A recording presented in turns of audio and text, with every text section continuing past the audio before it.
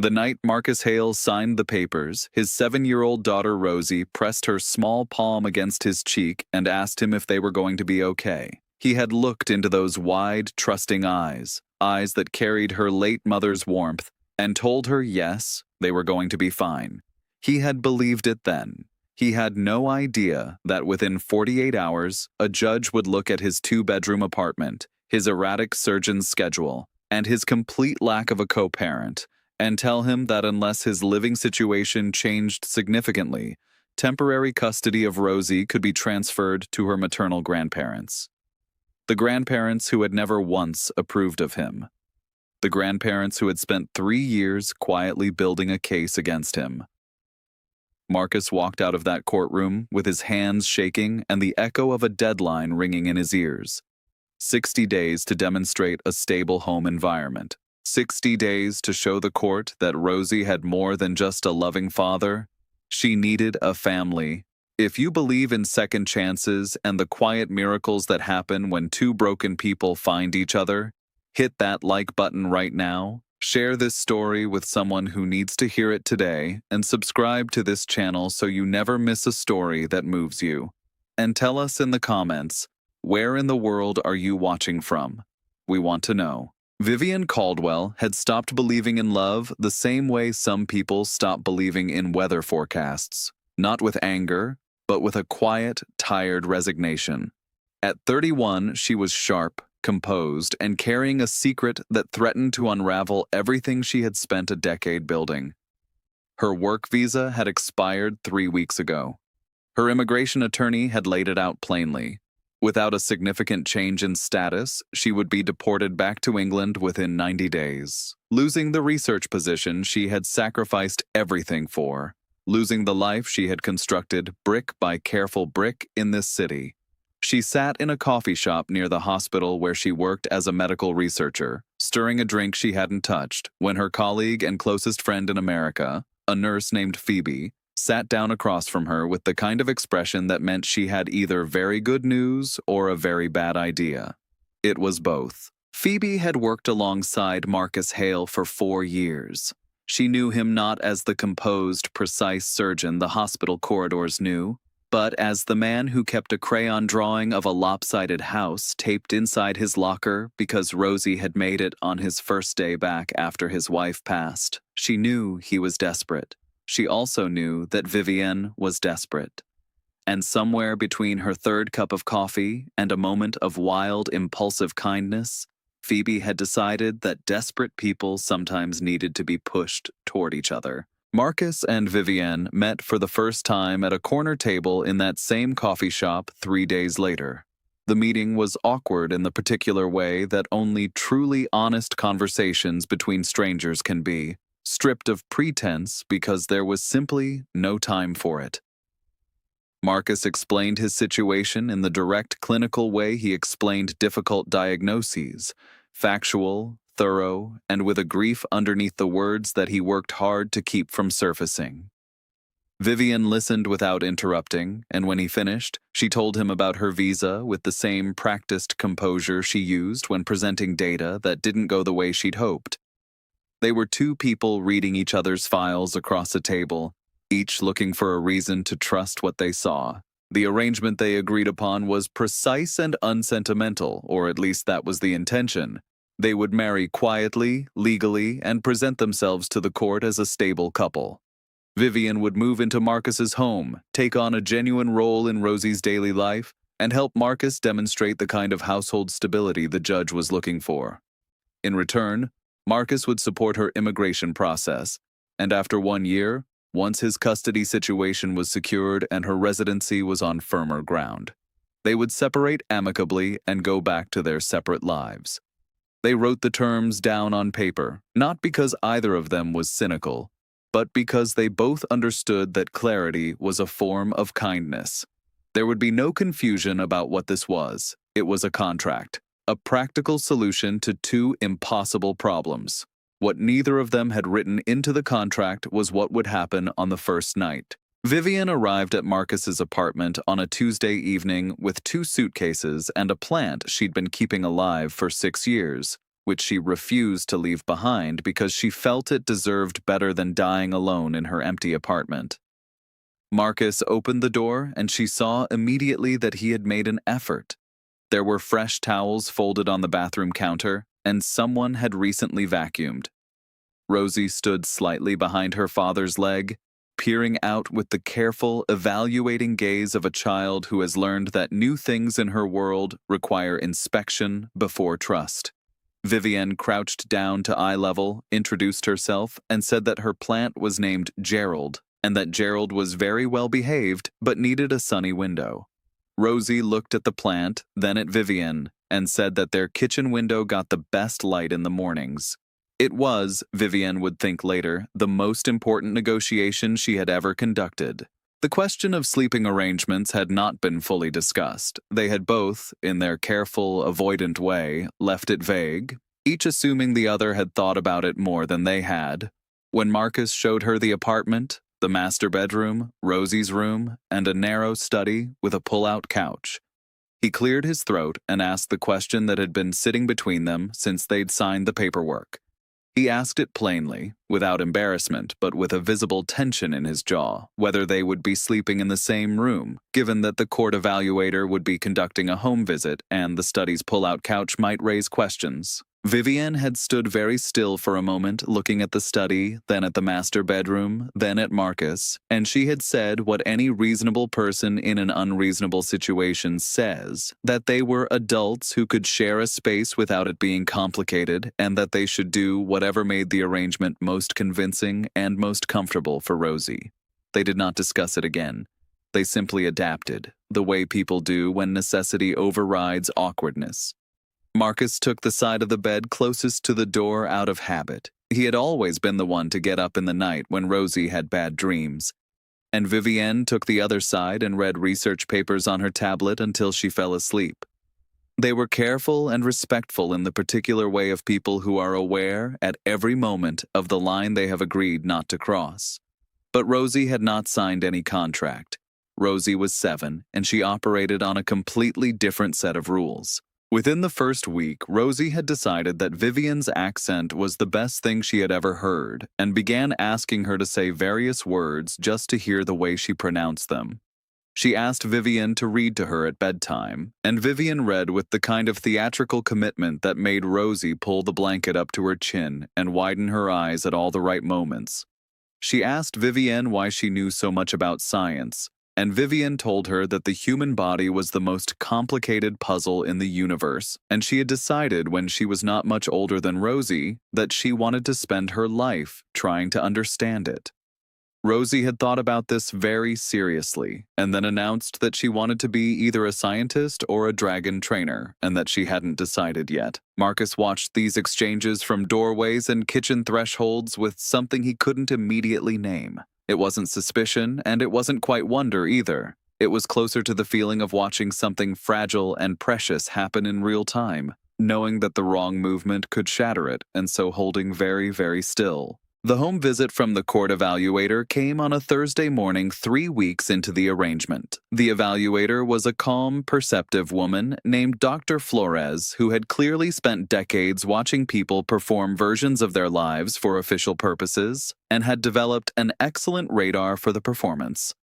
She asked Rosie questions in the gentle, indirect way of a professional, and Rosie answered with the unstudied honesty of a child who has not yet learned to be strategic. She said that Vivienne made porridge wrong but was learning. She said that her dad smiled more now when he came home from work. She said that she liked having more people in the apartment because it felt less quiet. And that quiet used to make her sad because it reminded her that her mum wasn't there anymore. The room was very still after Rosie said that. Marcus looked at the table. Vivienne looked at Rosie, and something moved across her face that she didn't hide quickly enough for it to go unnoticed. Dr. Flores made a small note and asked Rosie if she would like to show her the drawing she'd mentioned earlier, and Rosie slid off her chair and led the evaluator down the hallway, and Marcus and Vivienne were left alone in the kitchen for a moment. He said quietly that he hadn't known Rosie felt that way about the quiet. Vivian said she hadn't known either, but that Rosie had told her one evening while they were watering Gerald together. Marcus was quiet for a moment, and then he said thank you, and the way he said it carried more weight than the words themselves. The weeks that followed were the strangest and most disorienting of Vivian's adult life, not because they were difficult, but because they were unexpectedly, dangerously comfortable. She had structured her entire existence around self-sufficiency, around the clean lines of her career and her independence, and now she was living inside someone else's life and finding that it fit around her in ways she hadn't anticipated.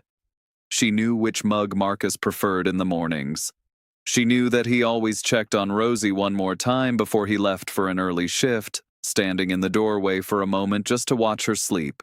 She knew that he kept his late wife's photograph on the bookshelf, and that he sometimes looked at it in the evenings with an expression that was no longer raw grief but had become something quieter, the kind of ache that has been lived with long enough to become part of the landscape. She had not expected to find him so easy to know.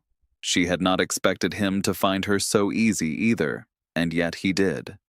He asked her questions about her research with genuine curiosity, argued with her about methodology with the focused energy of someone who respected her enough to push back, and learned, without being told, that she needed 20 minutes of quiet when she came home before she was ready to talk to anyone.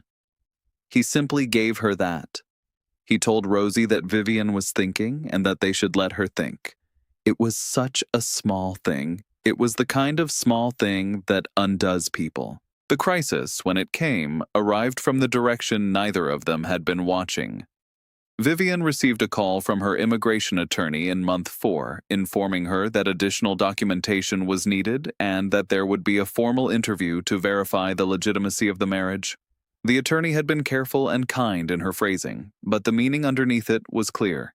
If the interview raised doubts, the consequences would be severe. Potentially fraud charges, definitely deportation. Vivian sat with this information alone in the study for an hour before Marcus came home, and by the time she heard the front door, she had built a very composed exterior around a very shaken interior. She told him over dinner, after Rosie was in bed, speaking in the careful, measured tones she used for bad news. She watched him absorb it, and then watched something shift in his face. Not panic, but a resolve that tightened his expression into the look she had seen him wear when he was walking into a difficult surgery. He said that they would prepare, they would go through it together. He said it as if it were obvious, as if the natural response to her problem was simply to stand beside her in it. She didn't know how to receive that. She sat across the table from him and felt something loosen in her chest that she had been holding clenched for so long she had stopped noticing the effort. They spent several evenings preparing for the interview the way both of them prepared for anything important. Methodically, thoroughly, with documents and notes and a lot of black tea. And in the process of preparing to answer questions about each other, they learned things that the contract had never asked for. They learned the stories behind the small details. They learned why certain dates mattered and what certain silences meant. They learned each other in the deep, unhurried way that is usually reserved for people who have decided, on purpose, to let someone in. The interview took place on a gray Wednesday morning. They sat side by side in a small office, and the questions came steadily, about their routines, about their history, about the texture of their daily life together. Vivian answered clearly and precisely. Marcus answered with the specificity of someone speaking from genuine memory, not constructed recall. At one point, the interviewing officer asked Marcus to describe the moment he knew that Vivian was someone he wanted to build a life with, and there was a pause, not a panicked pause, but a considering one. And then Marcus said that it was the way she had crouched down to meet Rosie's eyes on her very first evening in their home. Because in that moment he had understood that she saw people, really saw them, and that a person like that was rare and should not be let go of. The officer looked at him for a long moment. Then she made a note and moved to the next question. They walked out into the gray morning and stood on the sidewalk, and Vivian said that she wasn't sure whether what he'd said had helped or hurt their case. And Marcus looked at her and said that he hadn't said it for the case. she went very still. The city moved around them, noisy and indifferent, and they stood in the middle of it in a silence that was no longer about strategy or arrangements or the terms of a contract that both of them had already quietly stopped obeying. He told her, standing on that sidewalk, that somewhere in the past 4 months the lines had stopped being where he'd drawn them, that he was aware of the agreement they had made, that he would honor every part of it if that was what she wanted, but that he needed her to know that the life they had been pretending to have was a life he would choose, was choosing, if she would let him. He wasn't asking her to change the plan because of a feeling. He was asking her because he had watched her fall asleep reading research papers and carry that plant from window to window, chasing the light, and teach his daughter that it was possible to love science and want to be a dragon trainer simultaneously, and he knew, with the same certainty he applied to everything that mattered, that he did not want a year.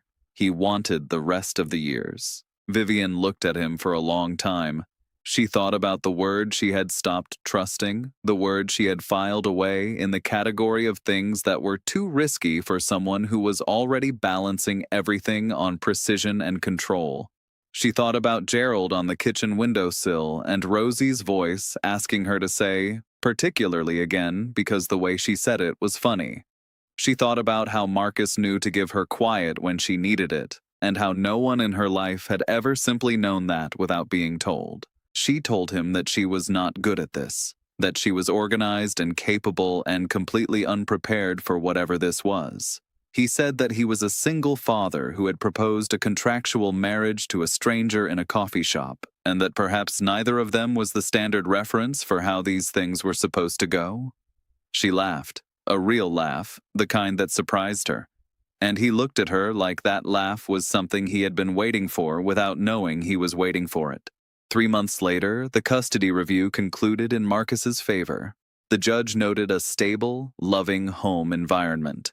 Vivian's residency case moved forward without complication, and on a quiet Sunday morning, Rosie sat between them on the kitchen floor with Gerald in her lap, trying to teach the plant to respond to its name, absolutely certain that if she spoke to it patiently enough, it would eventually learn. Marcus looked at Vivian over the top of Rosie's head, and the look between them held everything that had happened and everything that was still ahead.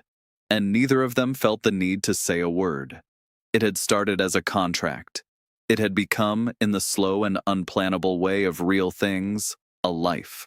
If this story reached into something in you, if it reminded you that love sometimes arrives disguised as a practical solution, and that the people we need most sometimes show up in the most unexpected ways, please like this video, leave a comment, and share it with someone who might need to be reminded today that second chances are real.